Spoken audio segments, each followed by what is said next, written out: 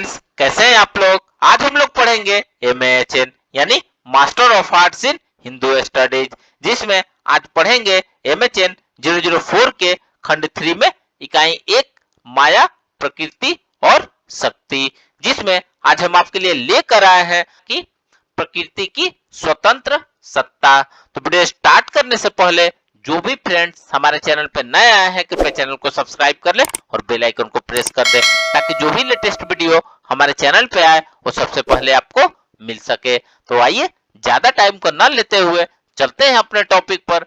माया, प्रकृति और शक्ति में प्रकृति की स्वतंत्र सत्ता के बारे में पढ़ते हैं। तो आइए वीडियो को स्टार्ट करते हैं। सांख्य ने प्रकृति की स्वतंत्र सत्ता सिद्ध करने के लिए निम्नलिखित 5 युक्तियां दी है। पहला है भेदना, परिमाणात, महत अहंकार, महापंचभूत आदि कार्य परिमित या सीमित है।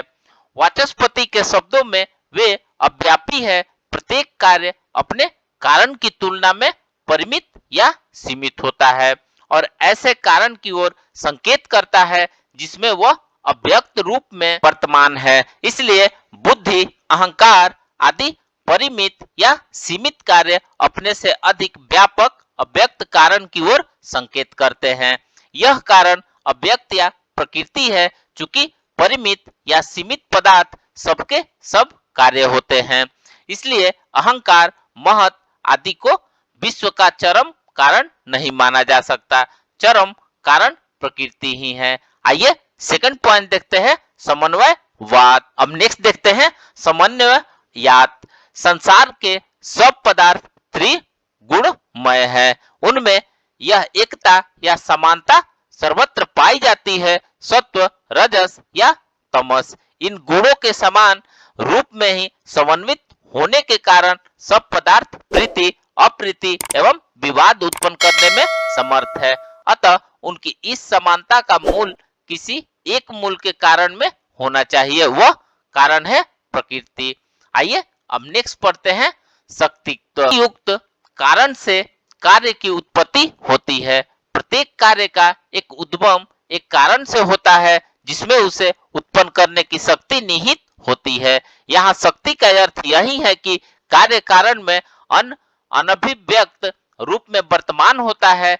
विश्व के त्रिगुणात्मक पदार्थों का एक चरम कारण होना चाहिए, वह कारण प्रकृति है।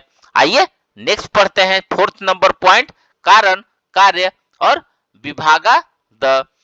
कारण और कार्य का विभाग होने से पहले कहा जा चुका है कि उत्पत्ति से पहले कार्य का सत्य होता है और अपने कार्य में अपने कारण में रूप में वर्तमान रहता है। इस प्रकार विद्यमान कार्य ही कारण से अभिभूत होकर विभक्त रूप में प्रतीत होते हैं।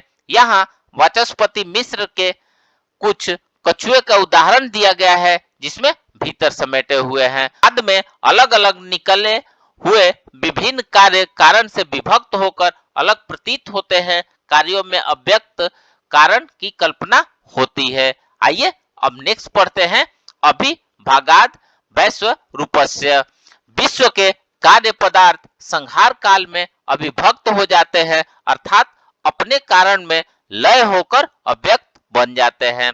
अव्यक्तावस्था में कार्य और कारण में अविभाग या अभेद है, जिसमें विश्व के समस्त पदार्थ प्रलय में पुनः लीन होकर कारण से अविभक्त बन जाते हैं।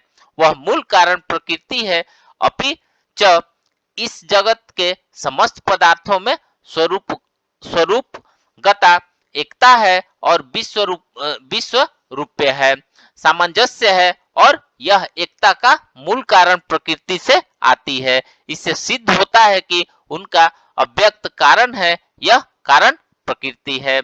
चौथी युक्ति में यह कहा गया है कि यदि उत्पत्ति के समय कार्य का कारण से अभिभाव होता है, अर्थात पहले से कारण में मौजूद कार्य अभिव्यक्ति पाता है। पांचवी युक्ति में कहा गया है कि वह अपने विनाश के समय कार्य का कारण में तिरोभाव हो जाता है। इन दोनों युक्तियों का आधार सत्य कार्यवाद का सिद्धांत है। आइए अब नेक्स्ट पढ़ते हैं प्रकृति और गुण। प्रकृति त्रिगुणात्मक है।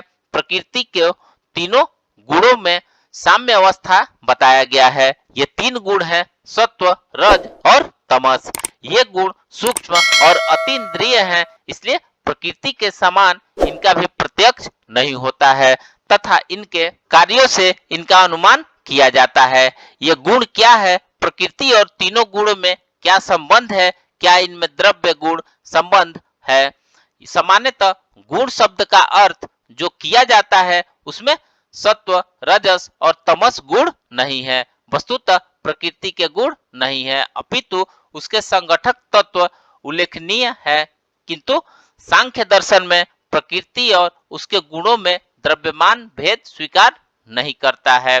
यहाँ सांख्य दर्शन की मान्यता न्याय वैशेषिक दर्शन की उस विचारधारा के विपरीत है जिसमें पदार्थ में द्रव्य गुण भेद स्वीकार किया जाता है।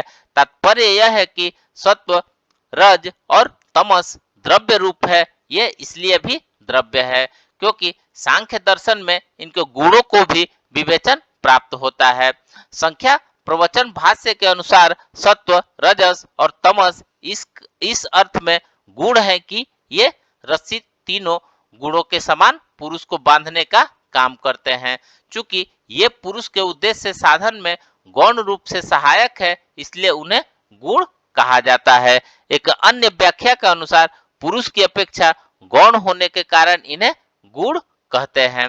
प्रकृति के इन गुणों की सत्ता के लिए क्या आधार है? सांख्य दर्शन के अनुसार गुणों की सत्ता प्रत्यक्ष प्रमाण से सिद्ध नहीं होती है।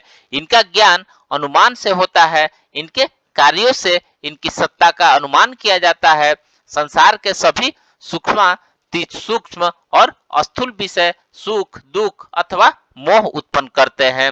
सांख्य कारिका में टीकाकार इस प्रसंग में अनेक उदाहरण देते हैं। उनका कथन है कि एक ही वस्तु से किसी व्यक्ति को सुख मिलता है तो वह किसी अन्य व्यक्ति को दुख प्राप्त होता है, जबकि अन्य असंबद्ध व्यक्तियों को उससे न सुख प्राप्त होता है और न दुख प्राप्त होता है।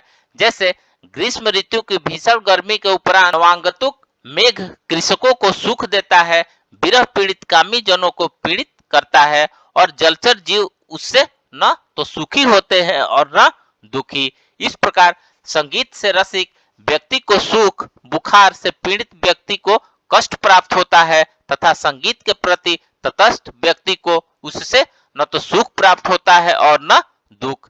चूंकि कार्य के गुण का कारण में अव्यक्त रूप से विद्यमान रहते हैं, अतः वस्तुओं के मूल कारण में भी सुख, दुख और मोह के तत्व विद्यमान होने चाहिए। आगे इस तत्व का विवेचन किया जाएगा कि प्रकृति के संघटक तत्व सत्व, रज और तमस क्रमशः सुख, दुख और मोह उत्पन्न करते हैं। इस प्रकार दुख और सुख उदासीनता को उत्पन्न करने वाले तत्व के रूप में सत्व, रजस और तमस की सत्ता का अनुमान किया जाता है। तो फ्रेंड्स, इस प्रकार से आज हमने माया, प्रकृति और शक्ति में प्रकृति की स्वतंत्र सत्ता के बारे में पढ़ा। तो मिलते हैं एक नए वीडियो के साथ में, तब तक हमारे चैनल पे बने रहिए। धन्यवाद।